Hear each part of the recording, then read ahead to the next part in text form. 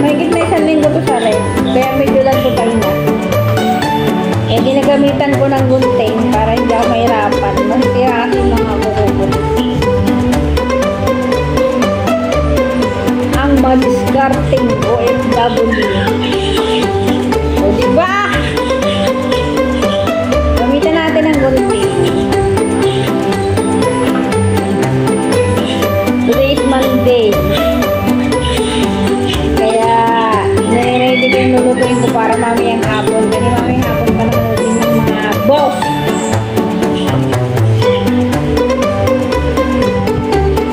Busy yung isa doon panonood ng movie. Ayan guys, kung gusto mo na Andy Dot-Dot, dito ka magtrabaho sa Taiwan. Andy Dot-Dot dito guys. Walang ginagawa yung mga katulong kung hindi mag-dot-dot. Nakakapagod na ang kadudot-dot at kaupo. Ayan. Pero hindi lahat ng OFW maswerte ah.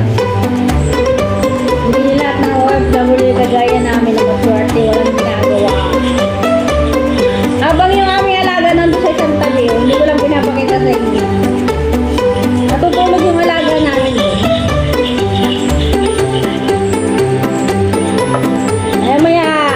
Papakainin na yan, tapos dadali sa banyo. Ganyan lang yung daily routine namin guys.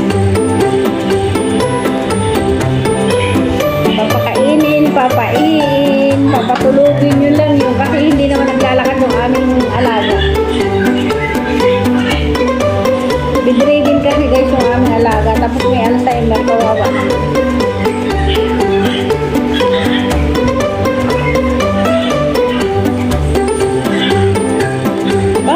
Diyan pinapanood mo yung bilin. Puro parang unggoy lang yung pinapanood mo.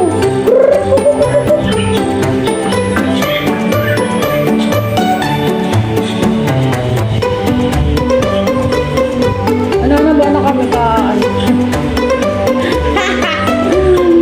Kamumukbang.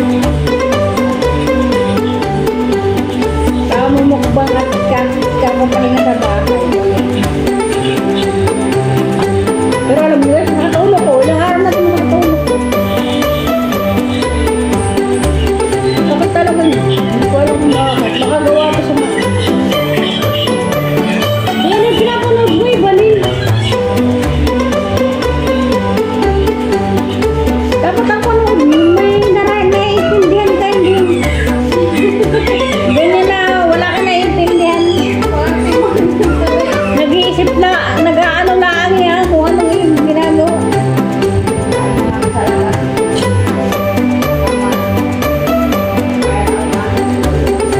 Ayan, magpapakain na si Evelyn ang alaga namin. Tapos pagkatapos niyang pakainin, dadali namin sa CR. Tapos pagkadala sa CR, dot-dot na naman, tutulog yung alaga. Ayan,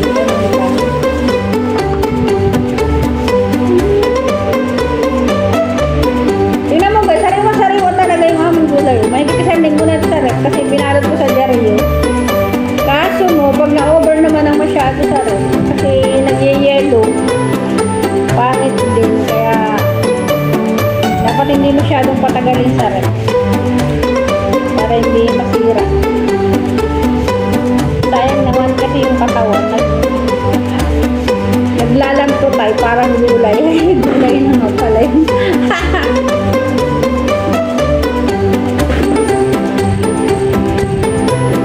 Medyo masakit ang ulo.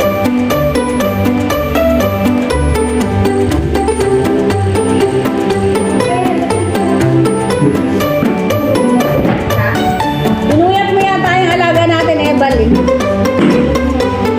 Bakit yan ay nakangangapang tulog?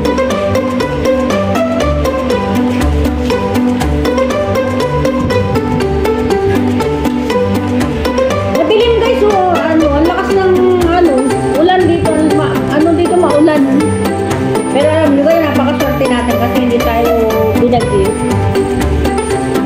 Yung bagyo na galing sa Pilipinas ay nanalasan ng todo sa ano nga yun? Sa bansang Yenay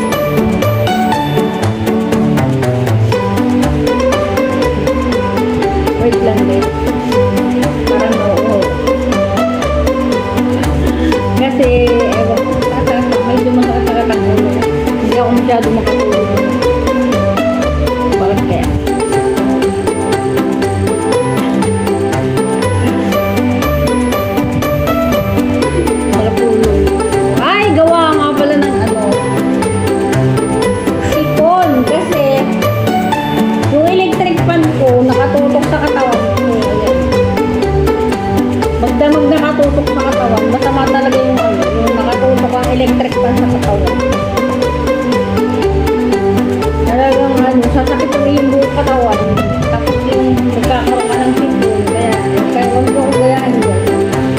Kaya yan tuloy, nagsasapiray ako. Oh, tapos ko na isang balo. Bilis ko maghimay. Ginamitan ang kutsilyo. Kutsilyo daw. Kutsilyo daw to eh, gunting. Puro naman. Wala sa isip, wala sa ano, wala sa mood. Wala sa wisyo. Wala akong sa wisyo guys. Okay. Na. Papainom na siya ng gamot. Yun lang ang pahinga ni Emily sa cellphone guys. Yung pagpapainom ng gamot, yun lang talaga yung pahinga niya sa cellphone.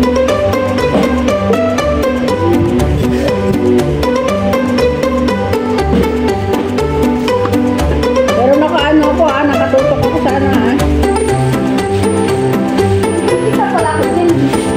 Sa sulod in liquid kita ka talaga.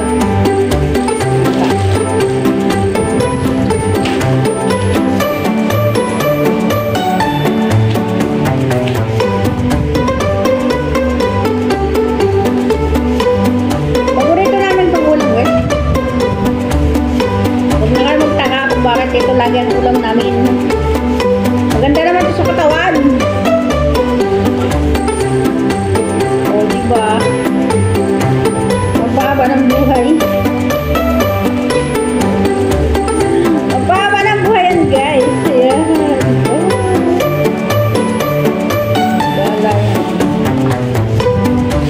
Dapat kasi tatanggalan ko yan ng mga ano, yung mga ano, ay nahihirapan ako gawa ng ano. Medyo lanto tayo. Kaya yun wala na nang magko-complain.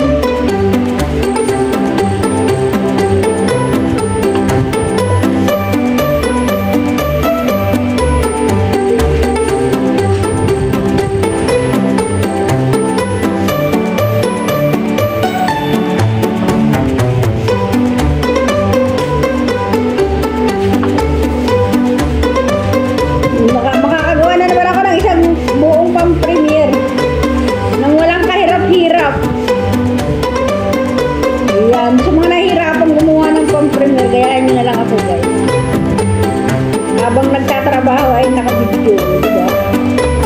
Walang kahirap-hirap. O yung isa nga dyan, ayun. Yung ginagawa may baling.